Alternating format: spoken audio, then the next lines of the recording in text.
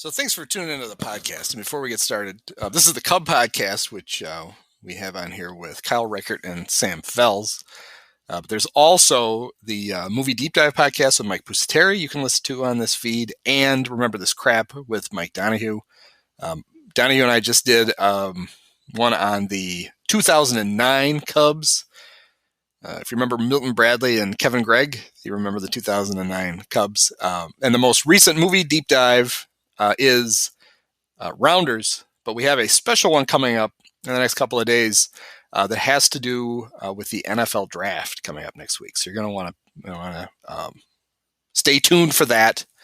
And as always, you can sign up for the subscription newsletter at pointlessexercise.com. Push it real good! At GNC, nutrition's not a department, it's a whole freaking store. Get better fuel for bigger gains to sculpt that revenge body and have you feeling like you're ready to push it.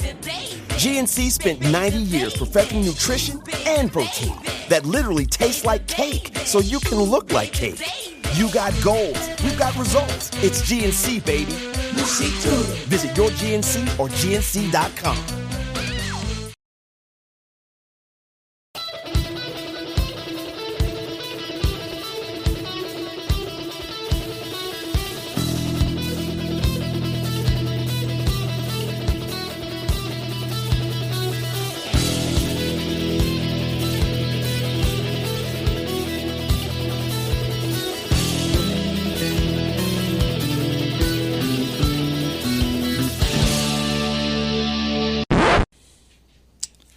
Welcome back to another exciting edition of the Pointless Exercise podcast. It's time to do the Cubs podcast.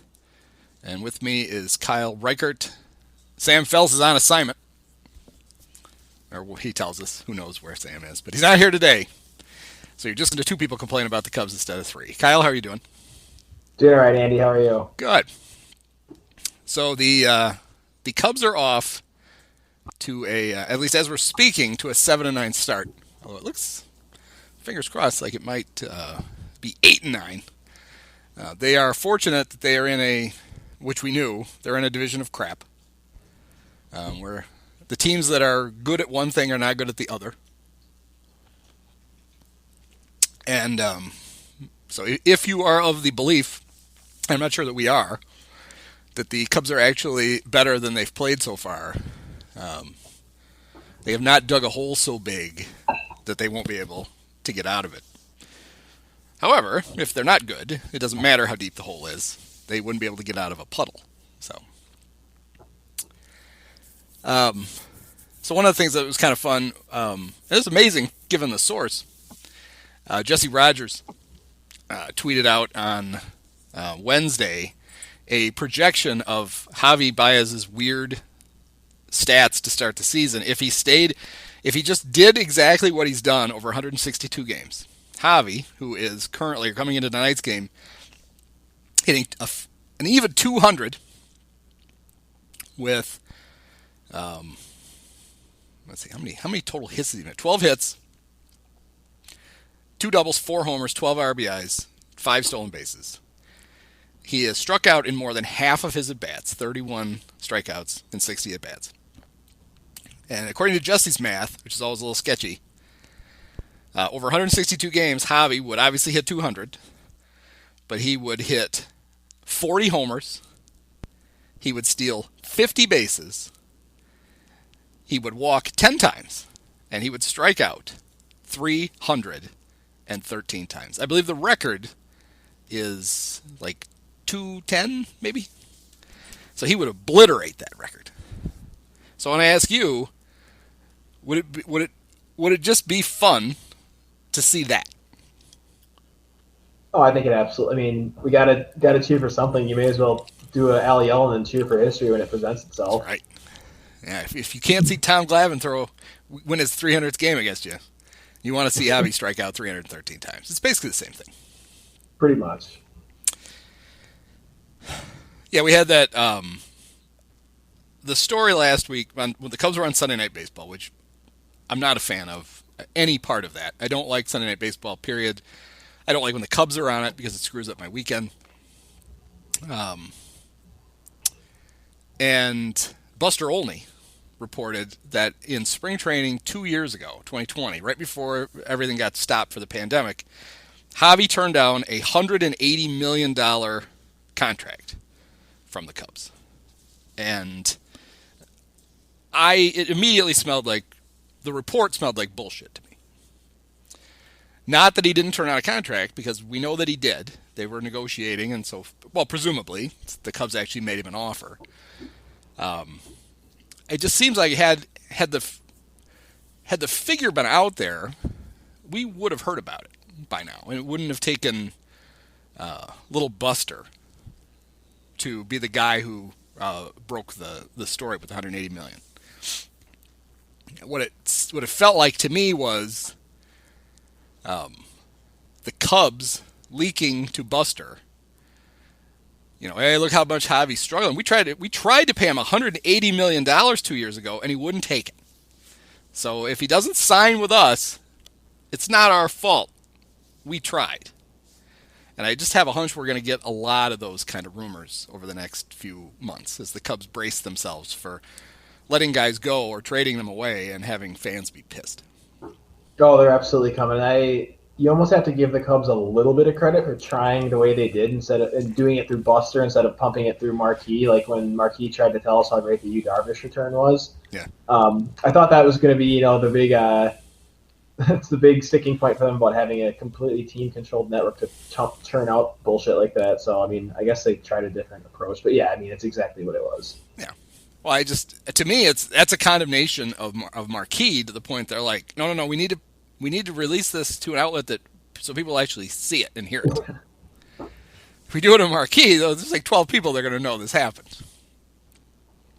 But, poor little Bruce Levine. Isn't that his sole purpose in life is to repeat Tom Ricketts and Crane Kenny rumors? They went right over him. That's terrible. Yeah, I guess mouthpiece for ownership doesn't pay like it used to, which I guess could be taken a couple different ways, but for our buddy Bruce, it's a tough one. So the Cubs are in the series that we're recording this, playing the Mets. So it's Javy Baez against Francisco Lindor. And Lindor just signed a contract for 10 years, $341 million. So the 341, no accident, considering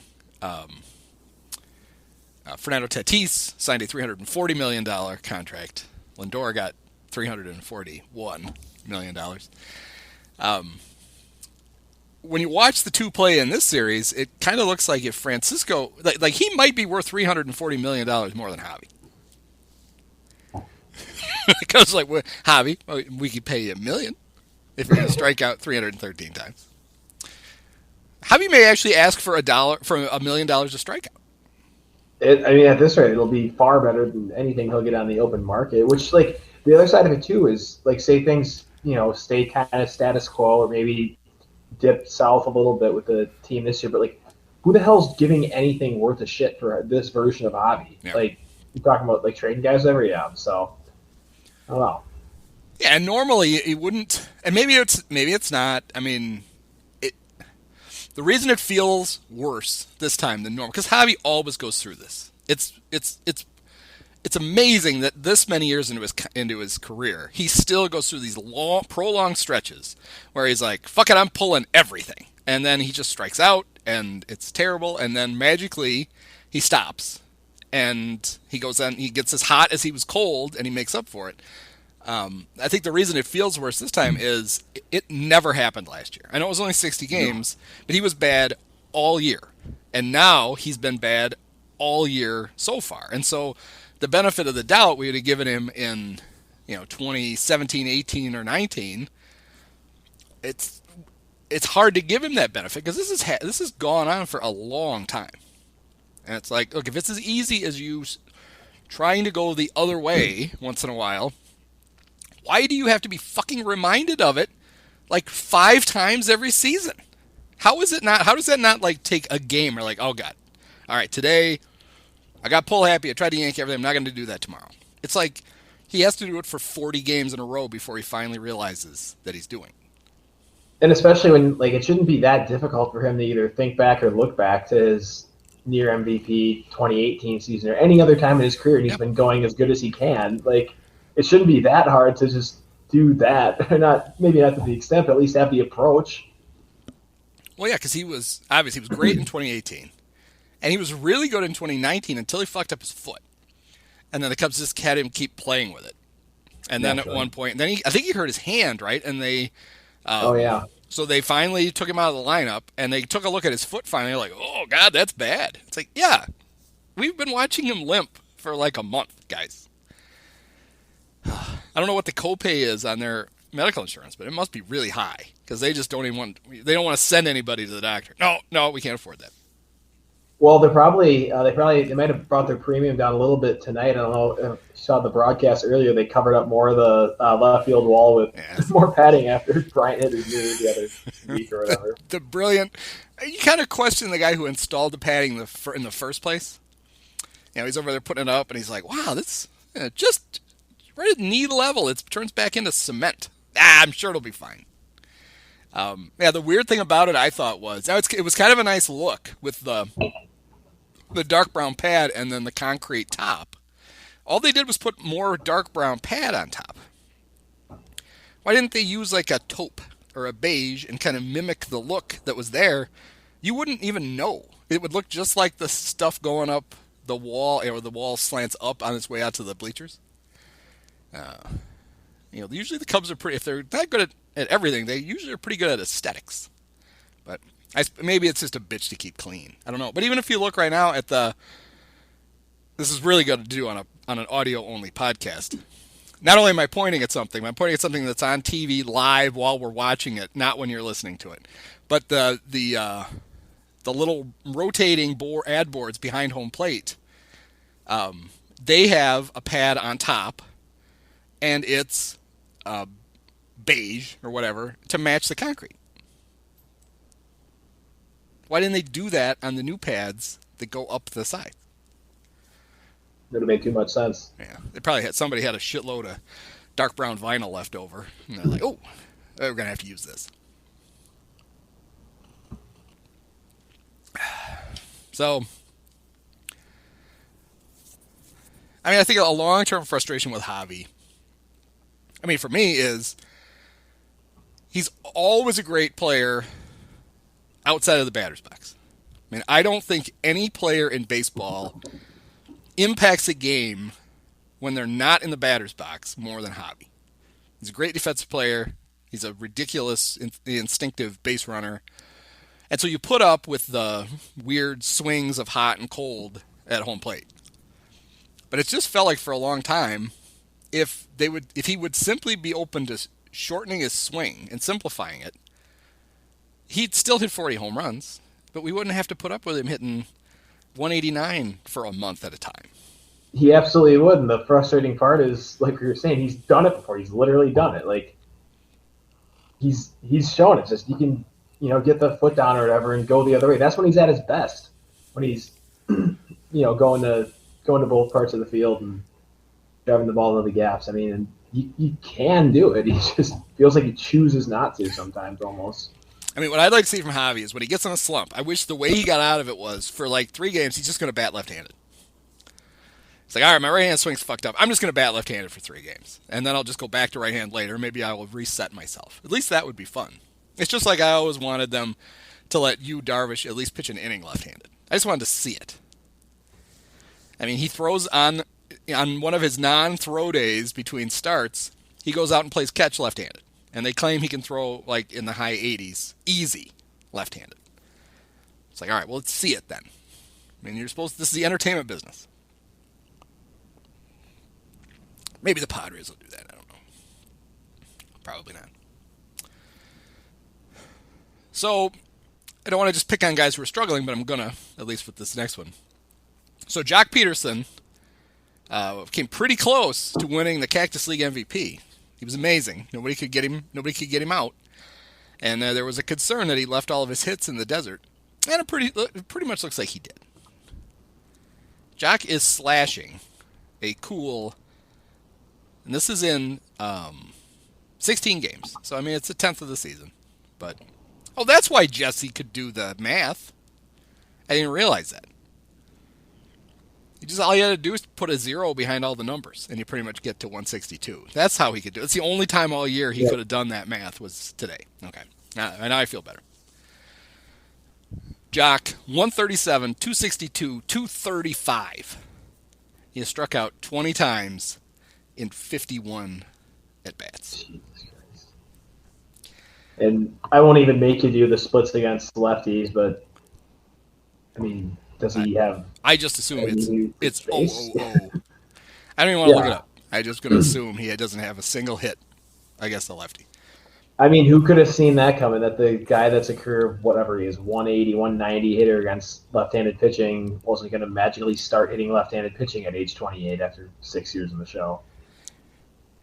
Yeah, and the most frustrating thing about it wasn't that they signed him. I mean, he's kind of laying out there, spring training about to start, and he wasn't terribly expensive, which is that's the Cubs' bag. They're very excited about that. They knew their outfield, at least their corner outfield. They had two guys you couldn't start them against left-handed pitchers. You just can't. Jason Hayward has proven that he's not going to hit left-handers. So, but now he hits right-handers, so that's fine. Just don't play him against lefties. And then Joc was the same thing. So the team literally has one extra outfielder on it, which makes it kind of hard to cover two spots. But they have a brilliant answer, and they're using it tonight. So you play Jake Marisnik at center. Jake can't hit, but that's fine. Happ goes to left. Kris Bryant goes to right. And the great Matt Duffy is playing third base. I mean, anytime you can get a lineup with Jake Marisnik and Matt Duffy, you have to do it. All right, so Joc's numbers against lefties are actually this year a lot better than I thought they were. He's 1 for 13 against lefties. And he must have a sac fly against them because his splits he has an .077 batting average, but a 143 on base and an .077 slug. So that's great. Nobody could have seen that coming. It was completely mystifying that the guy who's never hit lefties wasn't going to be able to hit lefties. No. But that's fine. At least, you got to have Eric Sogard and Matt Duffy on your team. So that's great. And even though he's not with us tonight, presumably he's still alive, but he's not with us tonight. Sam's prediction from the last podcast about the articles that were going to be spewed out and the content in general about this team somehow being competitive, he absolutely hit the nail on the head with Brett Taylor over at Bleacher Nation on opening day. And a focal point of that article was Joc Pederson and Zach Davies being upside guys that, could potentially be taller or decent enough to the point where they're candidates for extensions beyond this year. So, and we're all seeing how that's going. So I may have got Brett mad at me because during the last fiasco, Zach Davies' start, I went for and found the tweet that he sent about something like, this may look crazy in 2 years, but I think I wish the Cubs could get a 5-year extension done with Zach Davies right now. And then I just retweeted it with 2 years with a question mark. Because it took like 2 weeks to look completely crazy. And anytime you can lock up a guy who's never going to command a huge salary for 5 years without needing to, you apparently have to. Get to it. I'm so glad that the Cubs signed that deal with David Bodie when they did the 5-year, $15 million deal. Because with his great production, you wouldn't want to be going year to year with him and renewing him at $400,000. It's much better to be paying him $3 million a year because he's so worth it. Well, he hit a walk-off grand slam that one time. And he's. I think the problem with Bodie is, I would guess it's mandatory in the Cub offices that the TVs have Marquee on it all the time. And they only have, other than the Prevagen and the herpes medicine commercials that they show, they have like 3 internal commercials that they show over and over and over again. And one of them is Bodie hitting the walk-off grand slam.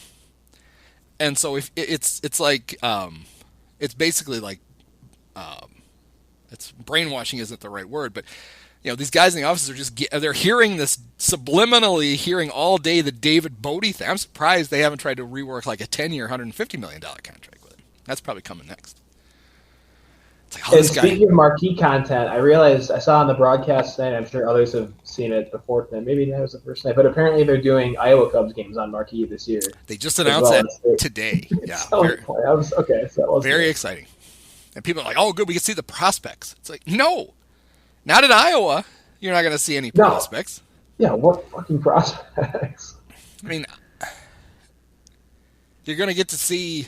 Well, if you consider Shelby Miller and Pedro Strop to be prospects, yes, you're going to get to see prospects.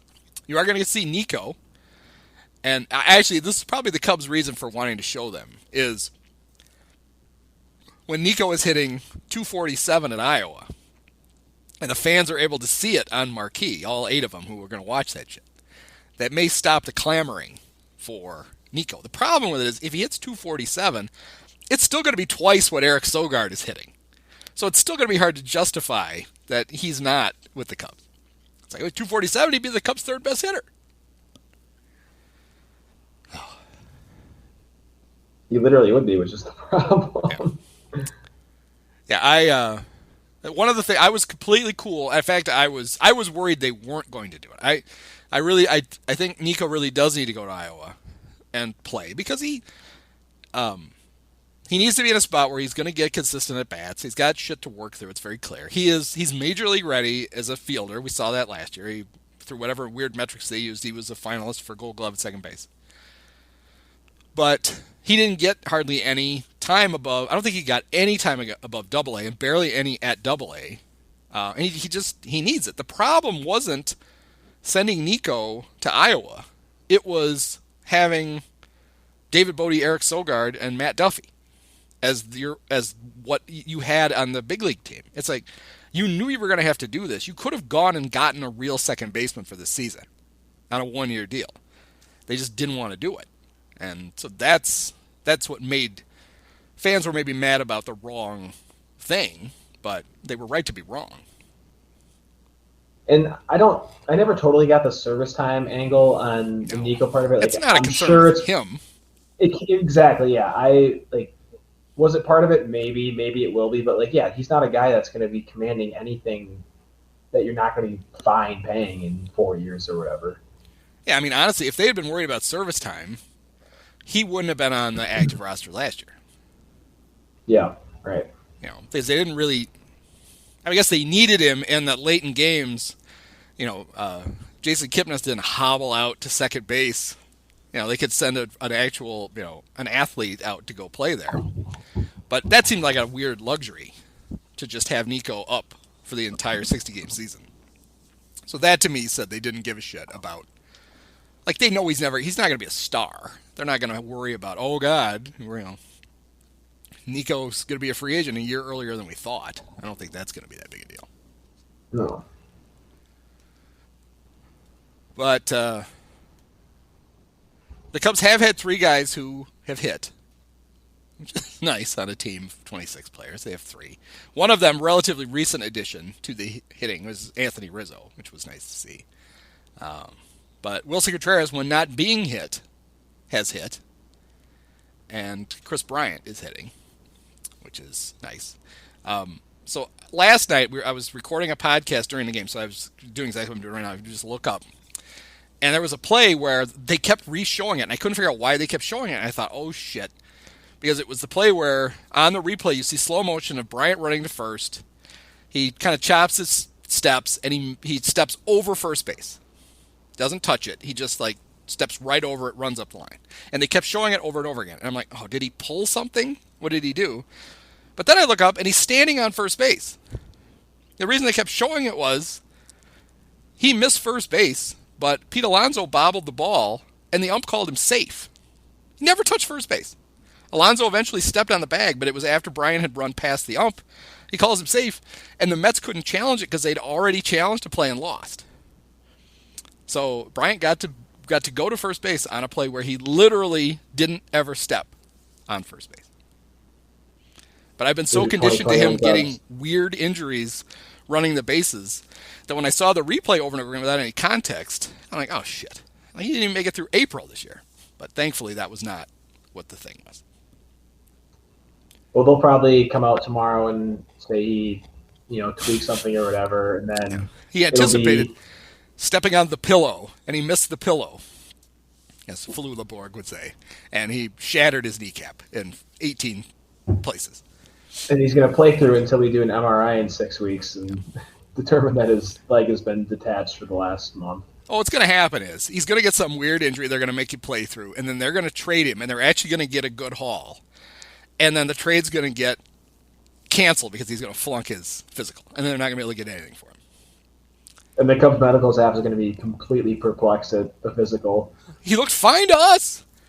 And they're like, he's missing a bone in his leg. What? We didn't see that on the X-ray. Wait a minute. I'm not sure we know how to use this machine. Like, I don't think you do.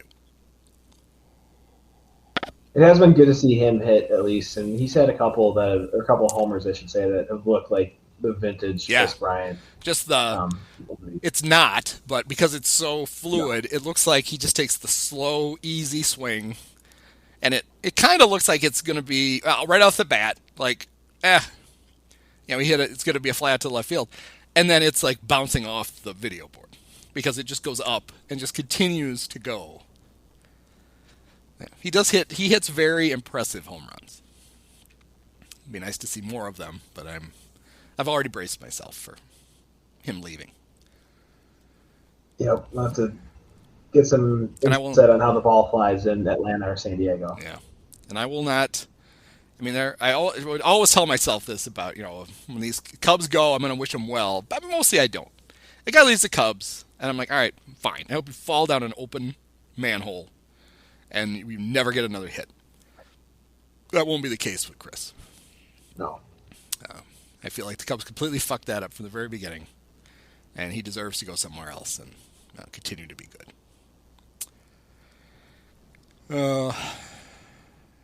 So pitching-wise, it's been very impressive to see what I thought, and may still be, but I hope not. I thought it was the doomed return of Jake Arrieta. He was not good in Philadelphia really any of those 3 seasons. And he's like, well, I had bone spurs, and I had something in my knee one time, and then they didn't have I couldn't do naked Pilates on the machine that they had. Everything was all goofed up. And I'm going to be great when I come back. And while he's faced the Pirates twice, and even though some of the other Cub pitching have pretended that the Pirates can hit, they can't. I believe he also got the Brewers. He also can't hit. And the Mets. But still, he's got a 2.86 ERA. He's only allowed 20 hits in 22 innings. He struck out 18, which I think is what he is now. He used to be like well over a strikeout an inning. Now he's probably just a little bit under a strikeout an inning. And he's got 8 walks. So he has 28 base runners in 22 innings. It's not ideal. But he's been good. He's kind of passed the eye test. And I think the best thing about it is Ross seems to have, I mean, it's easier, I'm sure. Jake's older and he's returned from wherever. But this idea that once the 5th inning passes, Jake's on notice that you start to struggle, you're going to get yanked. So they may actually have something there, I hope. Yeah, it's been fun to see him, obviously, and I'm surprised he's been, throwing as well as he has, but for a guy, even with his age, for the shit he still has that moves all over the plate, like, he can still be effective, and he was always good at changing speeds, even when he was in his prime, so, I mean, maybe he can keep it up and get them a nice 17-year-old foreign prospect with a nice frame in a couple months here. Who have you got whose growth plates haven't closed yet? That's really what we're interested in. Do you have any of those guys? It's like, oh, for God's sakes. Yeah, and of course the big deal was they didn't bring John Lester back, and then they went and got Jake, and John Lester still hasn't pitched for the Nats, which that's not a great sign. He had to have half of his thyroid removed, then got COVID. So maybe that'll work out. Although, I don't know if you saw this, If you want, you could buy John Lester's house in Chicago for $6 million. Ooh. Yeah. So if you're looking for a house, there you go. It looked pretty nice. The pictures they had in the Trib. I think the best story so far on the pitching staff is the renaissance of Craig Kimbrel, which actually he was better last year for longer than most of us gave him credit for. He was so terrible those first 4 appearances that it like seared into your mind. He's done. This is horrible. It's embarrassing. But he had I think after those first 4 appearances, players slugged 176 against him last year. That's like freakishly good. And he's been very good so far this year. I don't know what the slug would be. He's given up a single in 8 innings. So I don't think there's a lot of slugging going on with one total base in 8 innings. They got him in the pitch lab. They did. I mean, I love the pitch lab, and he's why. Great stories like that. Yeah, he's striking out almost 15 guys per 9 innings. His last 2 appearances, though, he's got himself in trouble by walking guys, which he had not done in the first 4. He was just literally blowing through lineups.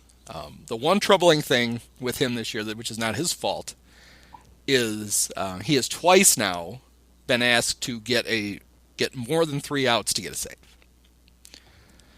And as much as we would all like to think that the Cubs are going to, get back in this and contend, there's a fairly good chance, like 89%, that his value to them is in what he gets traded for. Because he's in the final year of his contract, like 15 of the 26 guys on the roster are. And if you get him hurt, dicking around trying to go more than 1 inning in April, that's not really going to help you in the long run. Also, pretty sure they have 9 guys in the fucking bullpen.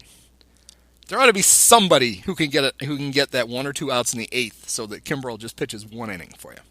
Now, it's different if this was August and you were like balls to the wall trying to make the playoffs. Then absolutely. Throw it open, go full Joe Madden, have Kimbrel warming up in the 6th for all I care. But as of right now, the anticipation has to be that come July, you're fielding trade offers for him, not sending him out to get MRIs. I'm not sure if the Cubs really know the difference when it comes to those two. Yeah. I don't know. Another guy who has been really good, and this guy might actually be, well, I guess, I can't remember if they fixed him in the pitch lab or they just fixed him the old-fashioned way last year. I know he gave up a home run tonight, but Rex Brothers. This has got to be completely unsustainable. If I was Jed, and somebody offered me like Taco Bell coupons for Rex Brothers today, he'd be, all right, he's yours. Go get him. Anything of value for this brief bout of competence from Rex Brothers, I would be selling him immediately. Rex is not young. He's 33. He's been around for a long time. He hasn't been good for a stretch of more than a couple of weeks in like 6 years. So I would sell as high as possible, even if high is low. Does that make any sense? Yeah, he's sporting a tidy 089 FIP and a 207X FIP. So, that'll play. And he looks the part. Like, he throws hard. So, but I would. He's accumulated 0.3 WAR this year, which is his highest WAR total since 2013. So, yeah, right, he's already more valuable than he's been in 8 years. Combined. And the Cubs have played. This is their 17th game. So, the bullpen, for the most part, has been good. Beady-eyed Dan Winkler came into a game and literally couldn't throw a strike against Pittsburgh, so that was fun. He loaded the bases, walked 3 guys. That was the 5-out save for Kimbrel. They had to just go right to him. the first 5-out save of his career, regular or postseason. Other than the one bad appearance, Andrew Chafin has been very good, and that didn't surprise me. I always liked him in Arizona. I always thought that's the kind of lefty reliever that the Cubs should find, because he's the rare guy he's a lefty reliever who is tough against lefties like he's supposed to be, but not like a complete incompetent when there's a right-handed batter in the box. Although the Cubs used to specialize in the the most perfect example of this ever was Mike Remlinger, who, when he was with the Braves, yes, he was left-handed, but Bobby Cox was smart enough to go, because he hates to throw his changeup, his best pitch against lefties. He was really good against righties and not all that great against lefties. The Cubs get him, and Dusty is like, he's left-handed. I got to use him against all these left-handed hitters. And couldn't understand why he couldn't get anybody out. It's an easy game sometimes, Dusty. The Alec Mills usage has been very odd, I thought. Ross had him close a game. They had the game where it was just the other night, right, where Hendricks blew up. Yep. And they went right to Mills. And it's like, okay, I know he's the guy who's supposed to get you multiple innings in this situation, but he's not going to pitch the rest of the game, right? I mean, he's coming in the third. He's not going to pitch 7 innings. You're going to have to use another reliever. So why not put somebody in between him and Hendricks? Somebody who actually can break a pane of glass with a pitch. Give the Braves a different look for an inning, and then go to Mills. Instead, they just brought him in, which was basically a worse version of the guy they were just hammering. And the Braves are like, did they even change pitchers? We didn't notice. But it's been really, Ross clearly loves him, and he will pitch him in any situation. In fact, he's in right now. I thought for a while that maybe it was the zig when everyone else zags, and instead of a hard throwing guy in the late innings, you bring in the guy that throws a 65-mile-an-hour curveball to keep them on their toes. I don't know. Has MVP candidate Ryan Tepera served his suspension yet, or is that still pending? No, he has not. No. He was very vocal about, in a very weird way, basically saying, of course I threw at him, and how dare they suspend me? It's like, that's, maybe make a different argument. Just pretend that you didn't throw at him. But, MVP vote getter, Ryan Tepera, not so much. We didn't see Dillon Maples forever, and he has been, but he's finally pitching lately. Well, not really. He's only pitched 4 times. But he's been every bit Dillon Maples. 7 innings pitched, 12 strikeouts, 8 walks. Jesus Christ.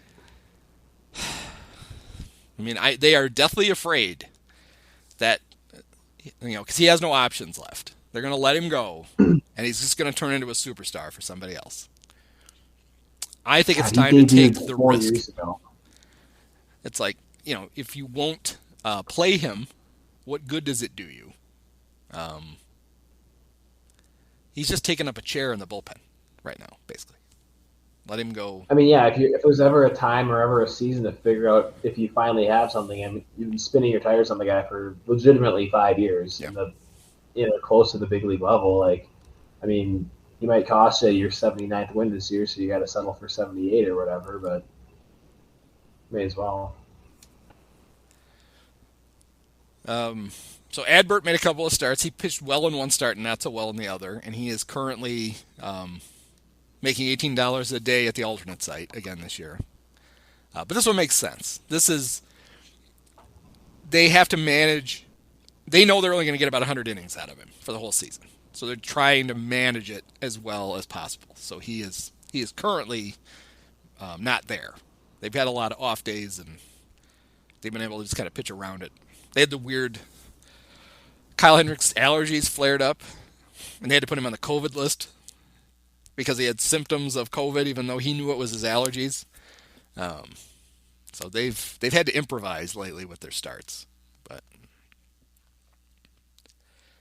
Thanks to that weird 4-day period where they had 5 wins and they put 6 guys on the COVID list.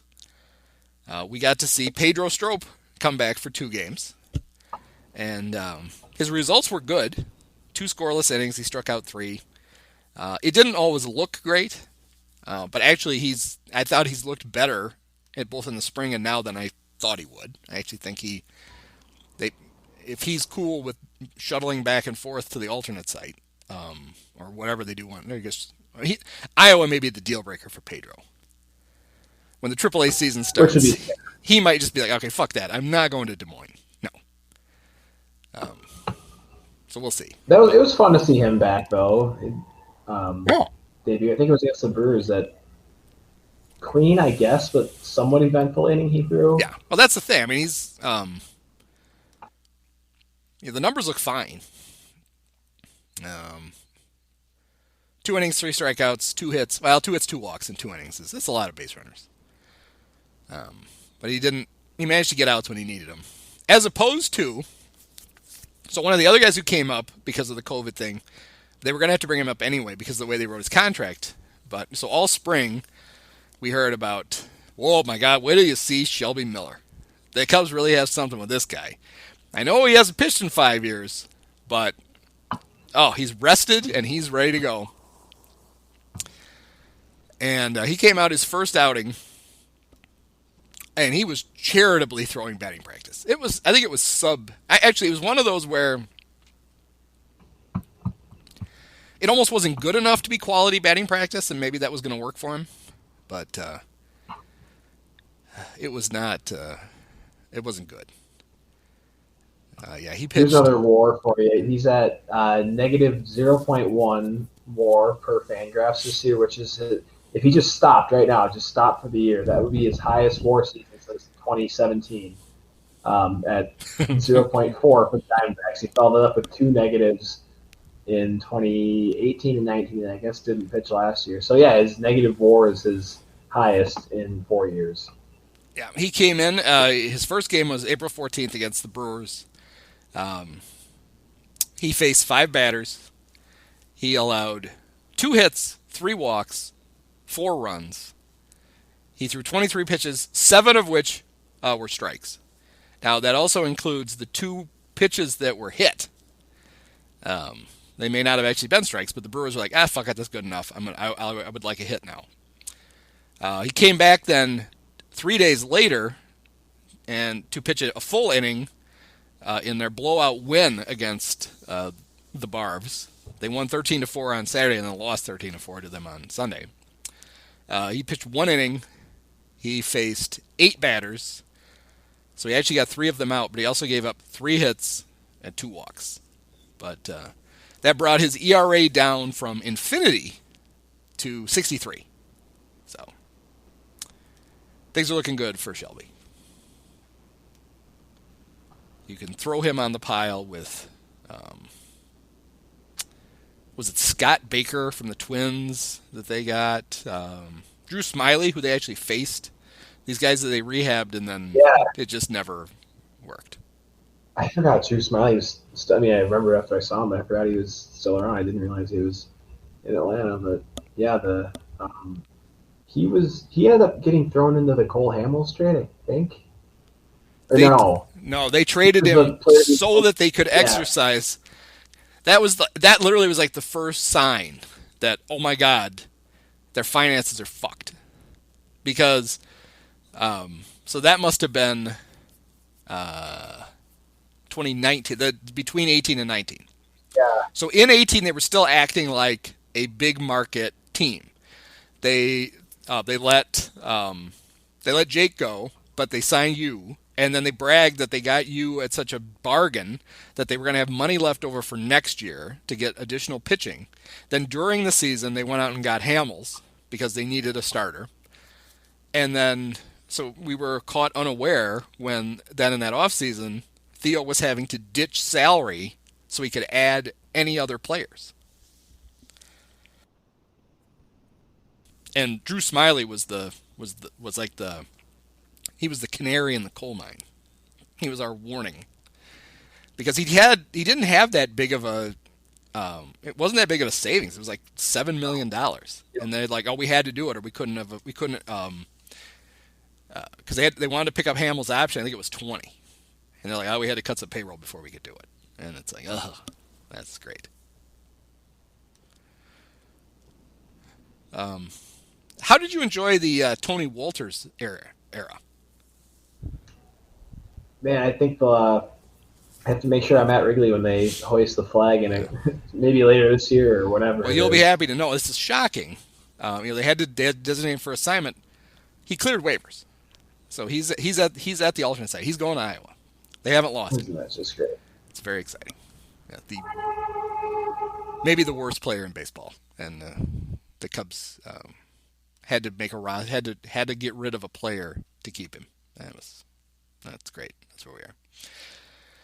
I will admit, I don't believe I've actually seen. I know he's played, but I don't think I've actually seen Austin Romine in action yet. I'm sure it's majestic, but I don't believe I have either. I think did he start the day game in Milwaukee after the I think he did. Wilson home.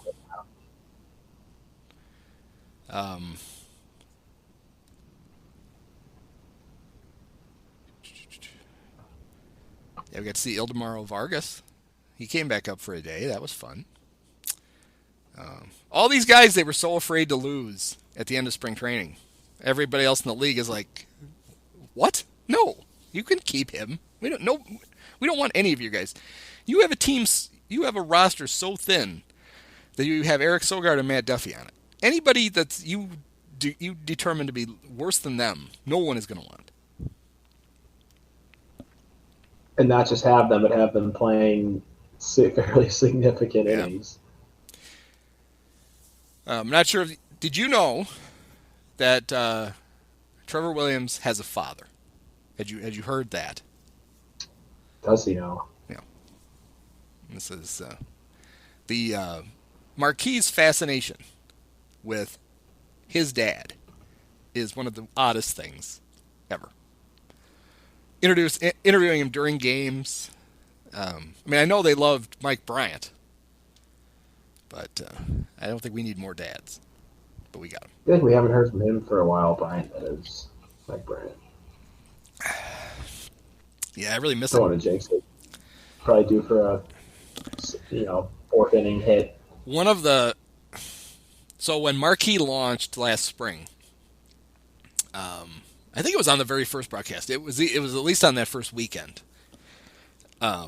Taylor did, during the game, this is in-game, did a 7-minute interview with Mike Bryant.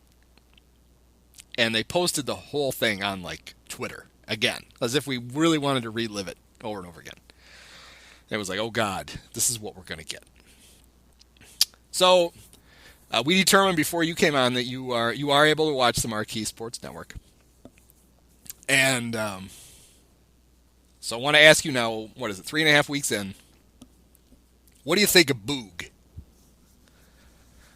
Boog, I think he has been perfectly adequate. I haven't been blown away by him. I think he's good. I thought he was good before, and I think he's good still now, which I guess is a fair, not bad assessment. I think he's been fine. The chemistry's not all the way there yet with JD. It's going to take time. It obviously always does. But given, especially when you think back to some of the options that were floating around this past winter or whatever, I think it's gone and will go as good as we could have reasonably asked. Yeah, I know I was concerned that it was going to be a disaster. That who knows who they were going to bring back or bring in. Yeah, I think Boog's been fine. And I know he's gotten some criticism because people think he hasn't been critical enough of the players during his first few weeks on the job. I don't really know that's his. I think that he has kind of a sensibility he shares with his friend Len Casper. I don't think you're ever going to hear him just ripping players. But I also think even it's tough to, on your first month on the job, to get too critical of your new employers and their other employees. I'm going to guess, and if I'm wrong, that would be bad, but that if this continues, if the Cubs continue to not be good, Boog and JD will be far less diplomatic than they have been early on. I'm hoping. Yeah, JD definitely won't be scared to No. speak out a little bit more. Now, they still are insisting on ruining at least one, sometimes two broadcasts a week with the third man in, Ryan Dempster.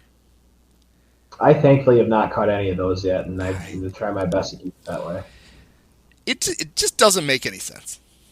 I mean, they think he's great. I don't know what. Crane Kenny thinks that Ryan Dempster is just this super talent. And he's just not. He gives very pedantic analysis.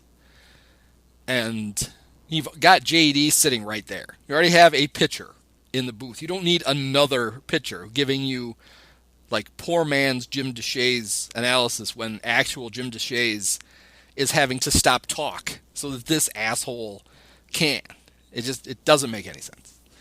Have they said when or is Lou still going to do a broadcast or two this year? Because I could see that being fun for the first one. Right. I can see it being fun for like a few innings, and then you're going to be like, okay, Lou, thanks. And I love Lou, I really do, but I have very low expectations that he's going to be good. I remember when he did between his time in Tampa and the Cubs, he was on one of the Fox like postseason broadcast teams with and he got Steve Lyons. Steve Lyons got in trouble because he I don't remember what the whole context of it was, but he talked about Lou being Spanish or whatever it was, and then because I assumed he was Italian, but I think he's Italian and Spanish, and then Lyons made some weird thing about I'm going to keep an eye on my wallet or something like during the broadcast. It was very odd. But while Lou was charming, he wasn't good. Like, he didn't tune in and be like, oh, God, this is great analysis. And he already does the thing just the way he talks anyway, which is not great in the booth. But, yes, supposedly he's going to do a handful of games as the third man. Doug Glanville's going to do a handful of games, and those actually should be pretty good. Mark DeRosa is going to do some. I think DeRosa's done one post game. I don't know. I literally, the Cubs had that the really cool win against Milwaukee when Wilson hit the 2-run homer to give them the 1-run lead, and then Kimbrel came in and like nailed down the save. It was the kind of game where you immediately want to watch the post game. Like, you just want it to last. You want the feeling to last for another half hour. And, whether it was Cap and Holly or whatever, or even David DeJesus staring creepily at the camera and not saying anything with his mouth half open. And the Cubs post game started, and I just turned it off. I'm like, no, I don't give a shit what any of you guys have to think about this. It hasn't been the same since Cap and Holly's giant Hulk fists in 20. Yeah, they're fisting each other after wins. I haven't had the heart to tune into a Sox radio broadcast for an inning or two to check on Len. So yeah, I haven't heard it either. How he's doing. So now, Len and I had this tradition where every year on opening day, I would send him an email. That it was always just the same email. The subject was good luck. And then when he opened it up, it said, "We're all counting on you." It's just the line from Airplane. And I was, the day of the Sox opener, I'm like, all right, fuck it. So I wrote him that said, "Good luck." And then I wrote, "They're all counting on you." And he would just reply with like, "Thanks," or whatever. And this time he replied with, "Well played." And then, so that's it. I don't have any interest in, I don't watch Sox games. I don't want to listen to them. I don't care. Yeah, I kind of want to just hear Len, see how he sounds on the radio. I'm sure he's doing great. He's great. But Yeah, I'm sure he's good. And he did apparently he did TV the other day because Jason Benetti was doing an NBA game. In fact, he did the one where Jamal Murray from the Nuggets blew out his knee in like the last few seconds of the game. So he's supposed to do like like 20 or 30 TV games, some with Stone, but also some where it's just him and Benetti. Those actually I think would probably be fun. Yeah, that could be. Yeah, but you'd have to watch the White Sox, which would be less fun. Yeah, that would suck for me.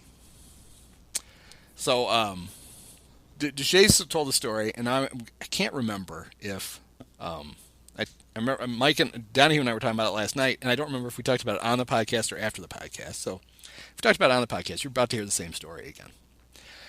But Deshays was telling a story about he had the Astros had given up on him, and maybe even I can't remember if he went from the Astros to the Twins, but he was pitching in AAA for the Yankees, and they had a doubleheader, so they needed to call up a pitcher. So they called him up, and he was going to pitch the first game of the doubleheader. So he goes, I know I'm only going to spend one day at Yankee Stadium. I'm going back, but I pitched the first game, and I don't think he pitched terribly well. He goes, but I come out of the game, and I go take my shower, and then I go, because we've got a second game coming up, I go try to find the equipment guy, because I need a uniform for game 2. My uniform's dirty, and I threw it in the thing. I need a uniform. And he says the equipment guy's name was Mickey, and I'm like, hey, Mickey, I need a uniform for game 2. He's like, yeah, whatever. I'll get to it. And he goes, first game ends. We have the break in between games. Guys are starting to warm up for game 2. I still don't have a uniform. And I'm going around trying to get Mickey's attention. I'm like, I need a uniform for game 2. And he goes, I never got one. He goes, I put my street clothes on and sat in the camera well next to the dugout. And so the funny part of the story was, the story was good, but Boog goes, wait a minute. He's like, when you were talking to the equipment guy, what were you wearing? And he's like, I was just talking to him in a towel because I didn't have any clothes. And Boog, the camera's in the booth, and Boog just stares at the camera with his eyes like as big as he could. And so I thought that was funny. It was one of the...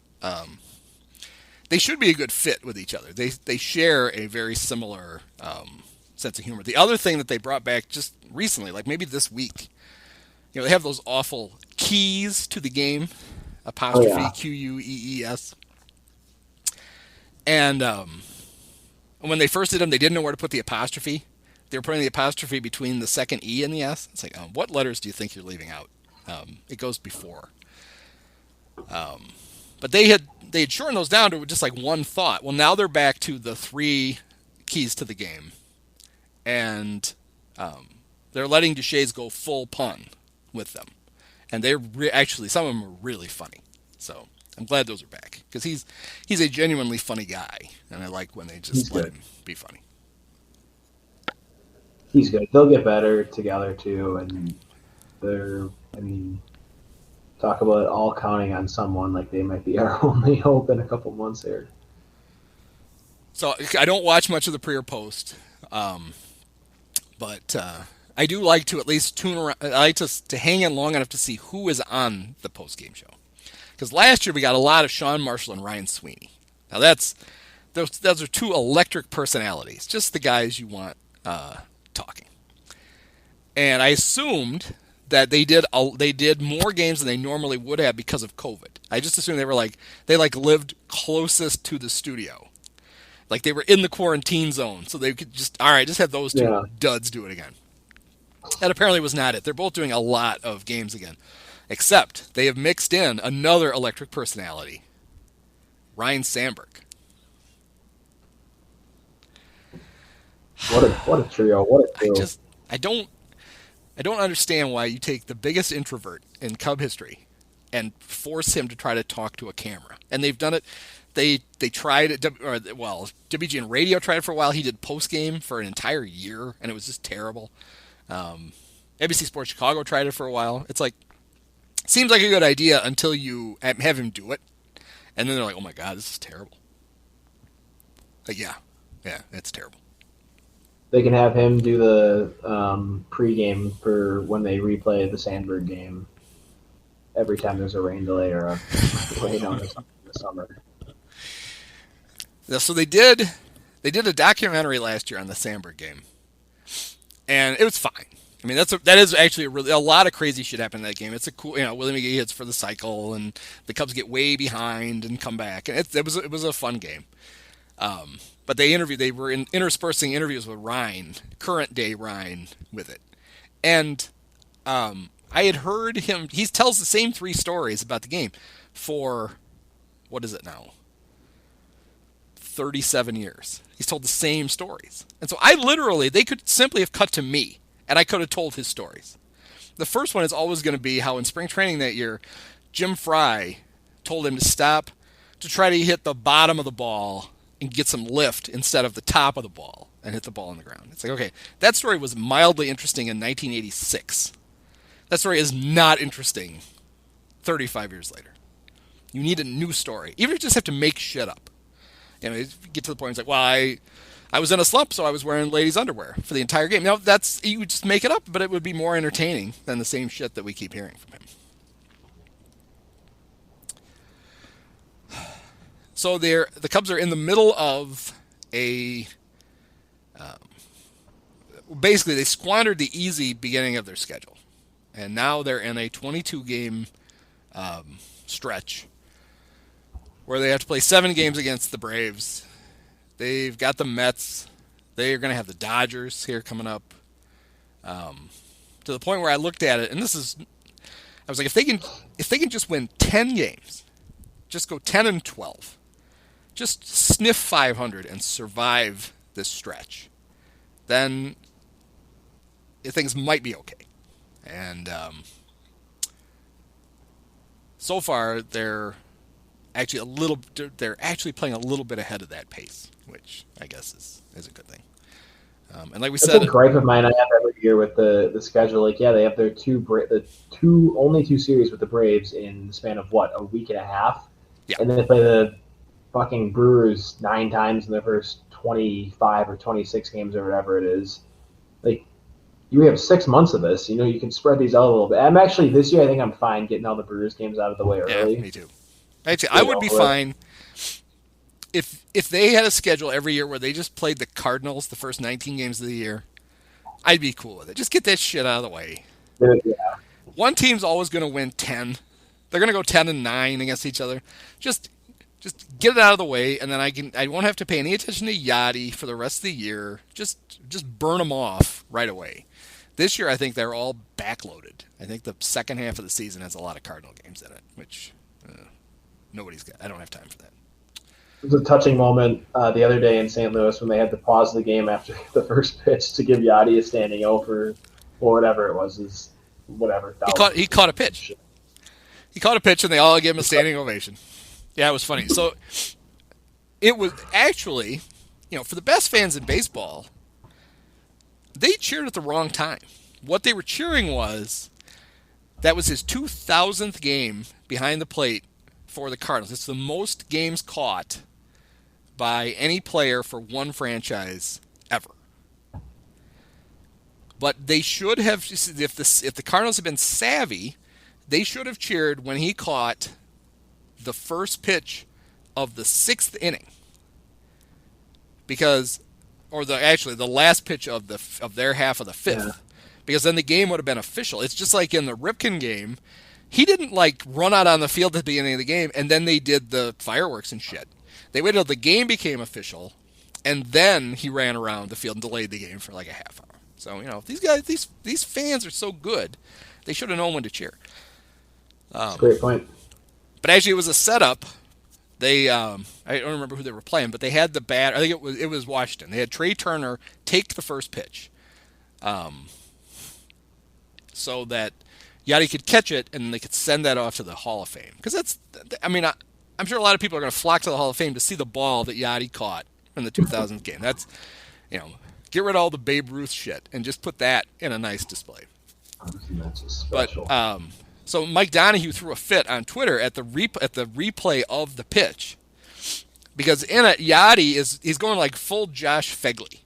He's got one knee on the ground. He's got his left knee is just up and it's completely exposed, and he just catches the pitch. And Donahue's like, God, he's so lazy now he can't even get in a squat, and he's leaving his left leg open. We don't even let Little League catchers do that. And it's he doesn't always set up like that. The whole plan was that pitch was just coming to him. Trey Turner was not going to foul the ball off of Yadi's thigh. Now, it would have been really funny if he had. And if I were Trey Turner, I would have. But yeah, it's like we can make fun of Yadi for a lot of shit, but I think it's probably okay. He knew that he was just supposed to catch that one. I don't think it was that big a deal.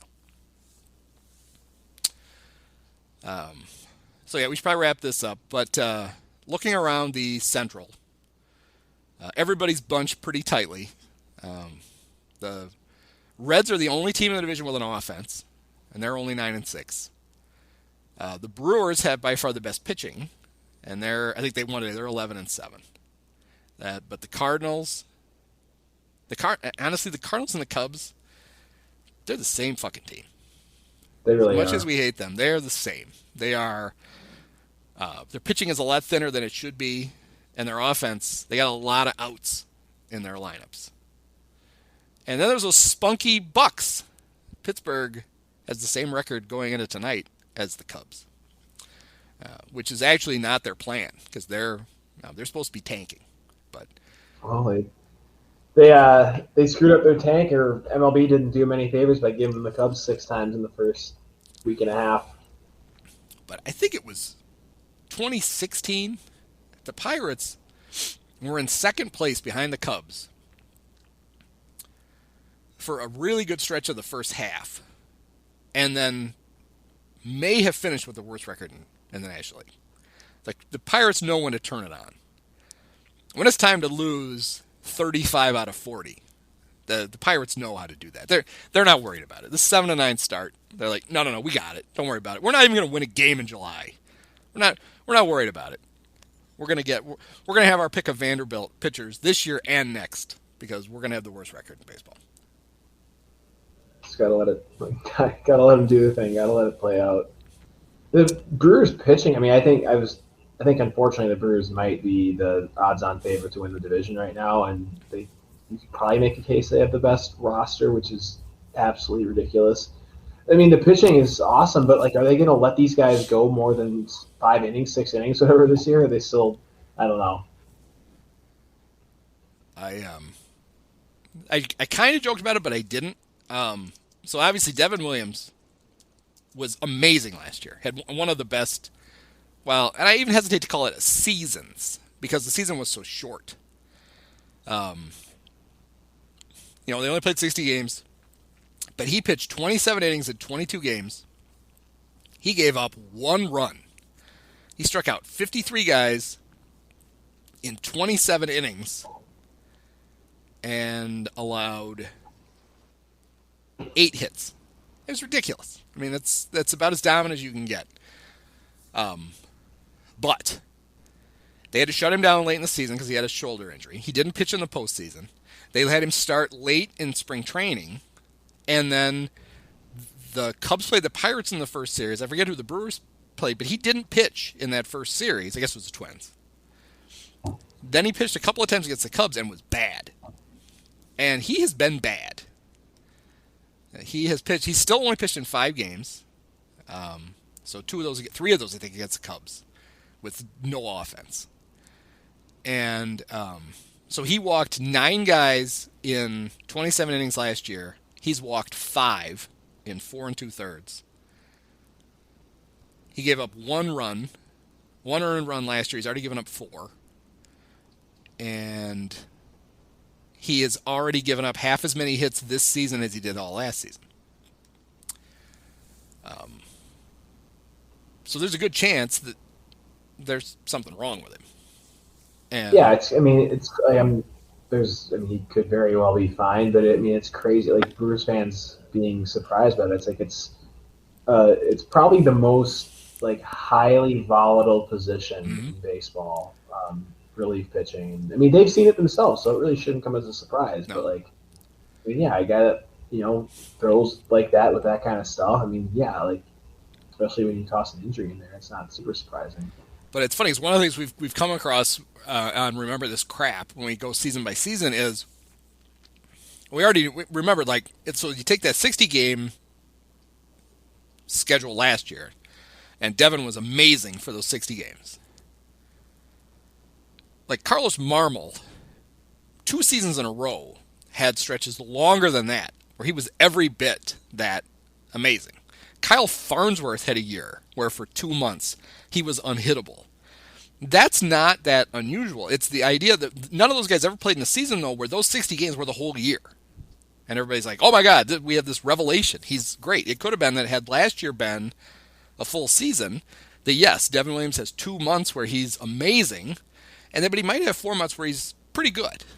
And his numbers are a lot more normal for a relief pitcher. Actually, that's almost assuredly what would have happened.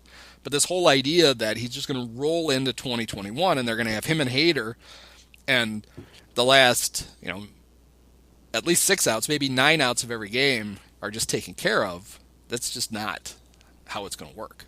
No. But what they do have is they have almost assuredly the 2 best starting pitchers in the division. And easily. And then they've got 3 good ones.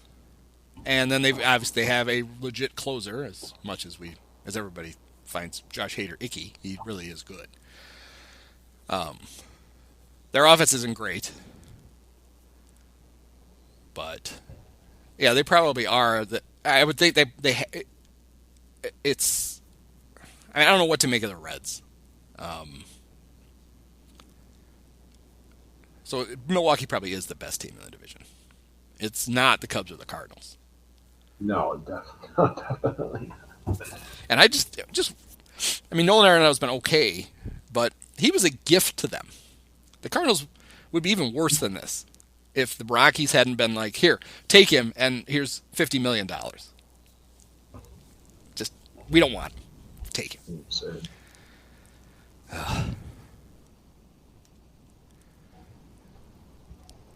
All right.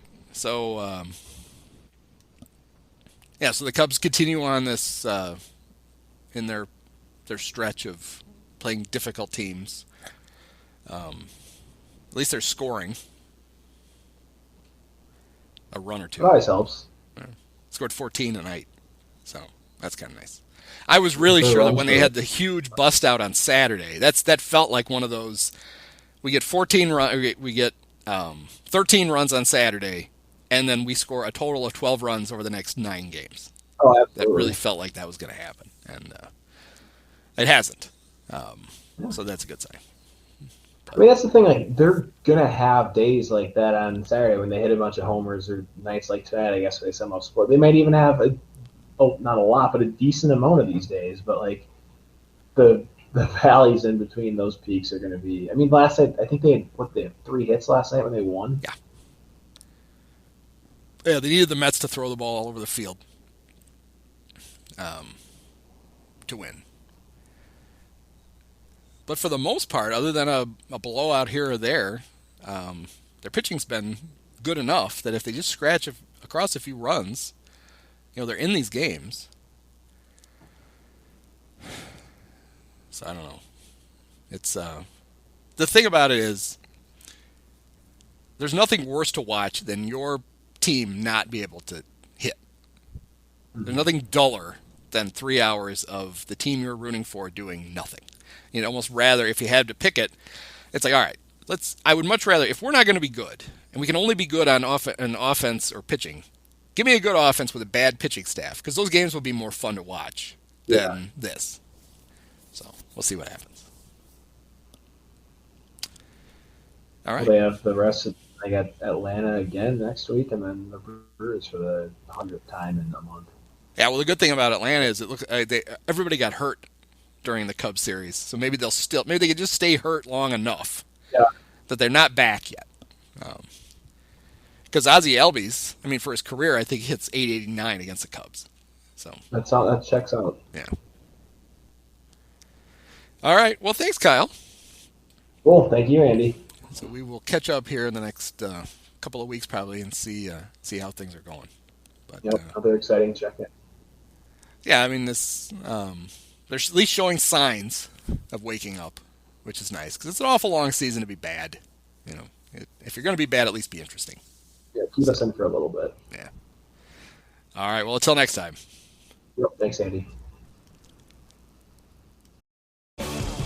When it comes to towing, seeing is believing.